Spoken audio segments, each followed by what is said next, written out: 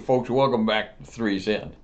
So, as promised, I'm going to talk a little bit about Dr. Chaytor Mason, aviation psychologist at USC there in Southern California, who was a guest lecturer on our flight safety officers course at Norton Air Force Base.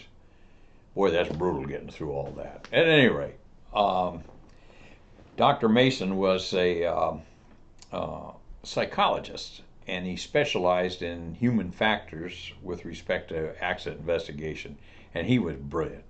He also was a bit of an eccentric, and he was quite a character. Typically, he started his introduction to his block of training by being late, and you can find evidence of this through anybody that's taken the course out there and sat through his lecture series. So he let us sit for about 5-10 minutes into the class, and then he would come in kind of quiet. He'd be in the back of the room, and we wouldn't see him. And next thing you heard was a gunshot. He fired a starter's pistol. Holy crap! You know, most of us were sitting in the room just kind of milling about smartly. And all of a sudden, this pistol went off. Some guys dove this way, some dove that way, and others just went, oh crap. And he would walk in and he said, gentlemen, he says, take a look at your fellow aviators.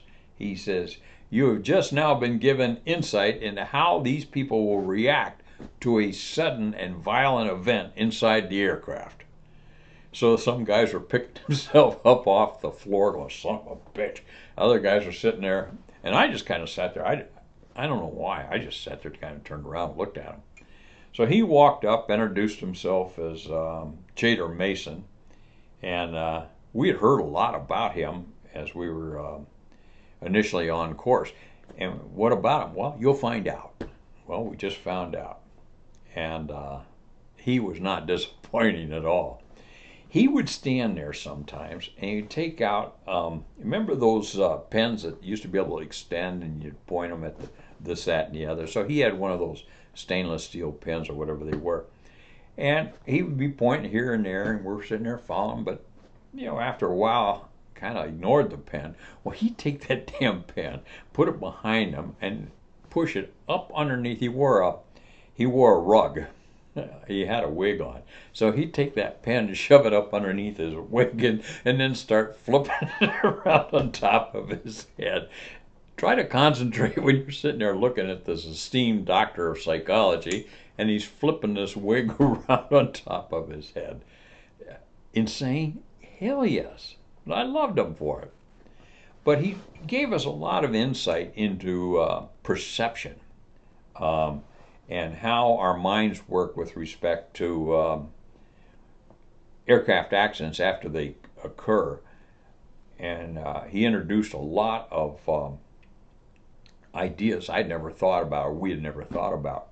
One of them being a lot of times your best witness are kids, because a child will tell you exactly what he or she has seen versus what had to have happened for that to have happened.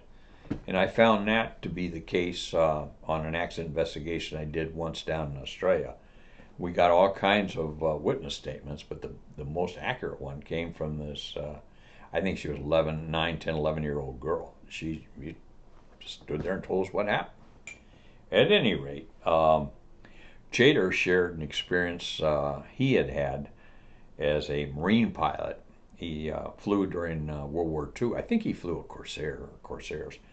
Anyway, he said he was on patrol one day, or just flying around, and he said all of a sudden he looked out and he saw this meatball go by. Holy crap, a zero.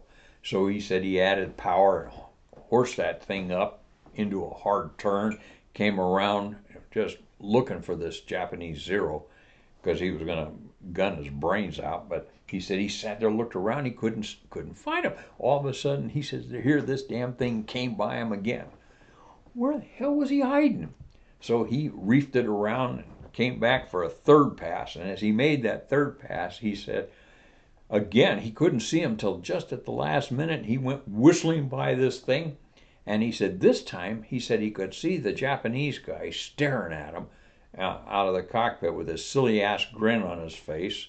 And he gave a few other descriptions, which I'm going to leave out here. You get the idea. Okay, so he pulls back up again. As he came around for another pass, he discovered what he was attacking was a red balloon, for crying out loud. But his mind was so set on finding Japanese zeros that it had formed this Japanese zero around this stupid balloon. And we sat there just mesmerized by that story. And then he went on to tell us that because of one thing after another, I don't remember each incident, but he said during his course of flying in World War II, he managed to destroy 5 aircraft. And the way he listened, again, you're just mesmerized, a good word to use when you're listening to Chaytor Mason tell a story. So anyway, he said at war's end, he went back and took a look at everything, and here it was. He had destroyed 5 American aircraft. So he said he wrote a letter to the Japanese government when he got out of the Marines asking for ace status. He said they just ignored him. He says, I've always been pissed off about that ever since. But anyway, be that as it may. The accident brief I just described to you on the video I did before this one, I was just really surprised to see that he participated and yet not surprised. And the things that he pointed out just dovetailed right in with the things that he taught us. Just fascinating. And I'm going to share a couple other things that I downloaded yesterday when I was doing some research on Chaytor. The last thing I'll tell you about, he was thought so highly by those of us who attended the course that often we would go out to USC or reach out to him to have him come to our individual bases to speak on human factors during safety meetings. And we did the same thing at Vance Air Force Base. One year we brought him out to speak for 2 or 3 days on our flight safety meetings. And like I said, he was just fun to listen to. His perspective, but also the information he gave us. I think he passed away a few years ago. But be that as it may, I will always remember him and the lessons he taught me, and just a brilliant guy. So somebody asked if I had ever met Chaytor Mason. Why, yes, I have, and what a blessing it was.